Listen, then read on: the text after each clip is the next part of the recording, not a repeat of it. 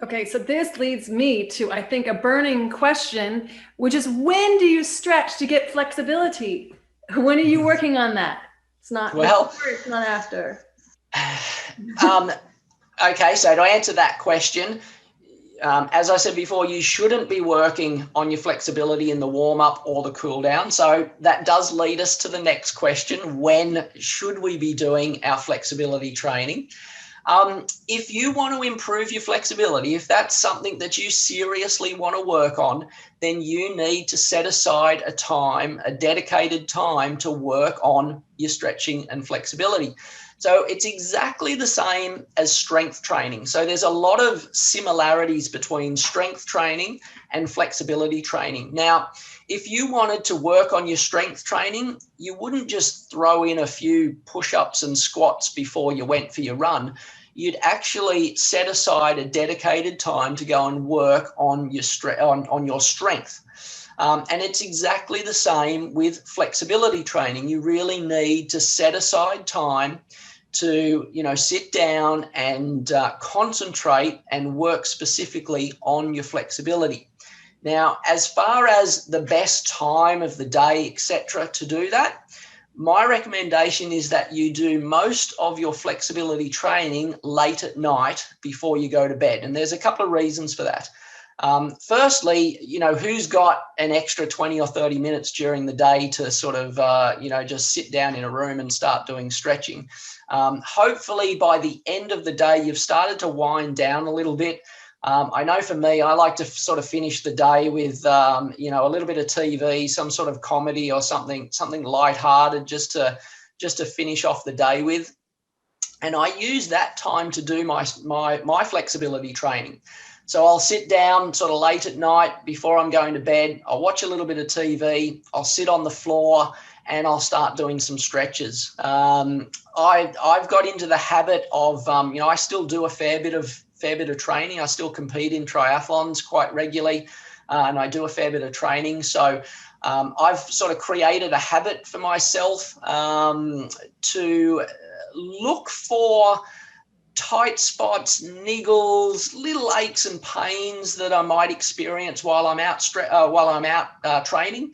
So maybe if I'm out on the bike one day and my sort of lower back or hips start to sort of ache, or I can feel something in my lower back, then I'll make a mental note to work on that in the evening when I do my stretches. I also incorporate, I have like a massage tool, like a massage stick that I use. I do a little bit of that.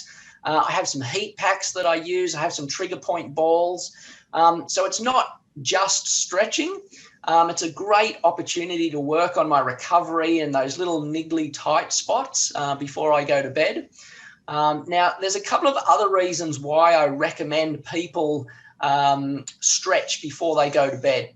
Number one is that the stretching you do before you go to bed will work on a neuromuscular level. So before you go to sleep, the last thing your nervous system remembers is that elongated state of the muscles.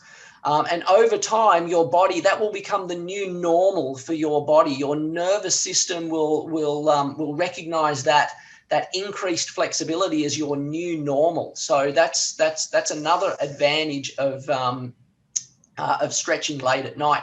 The other really big advantage of stretching late at night is, what happens while you sleep? Your body repairs itself.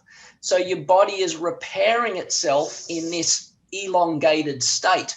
So that's another advantage to doing some flexibility training late at night before you go to bed. And if you did that 2 or 3 times a week, within 6 weeks to 2 months, you would see some huge improvements in your flexibility. Nice. Quick question on this one. Can you do that cold, or do you need to warm up? That was Charles's last question. Yeah, it's a good question. So a couple of points. You do need to do some sort of movement.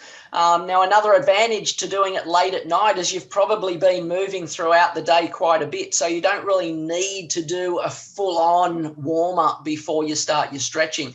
But if you have been sort of cold or sedentary for a while, then yes, do a few jumping jacks running on the spot, a few arm swings, leg swings, just to help to loosen your body up and get you ready for the stretching. The other thing that helps quite a lot, and I mentioned it before about mobilization and traction. So if you want to spend just a few minutes just shaking your arms and legs out, if you've got like a door frame or something, hang on to the door frame and pull your shoulders, get a little bit of traction in your shoulders, etc. All that helps to loosen you up and get you ready for stretching. The other thing I mentioned before that I also use some heat packs, some massage tools, trigger point balls, etc.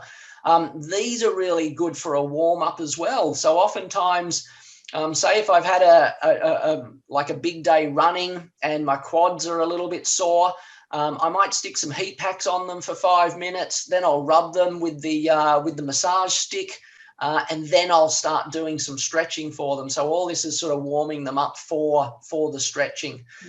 So yeah, try and do something to get some blood flowing and warm them up a little bit before you dive straight into your stretching.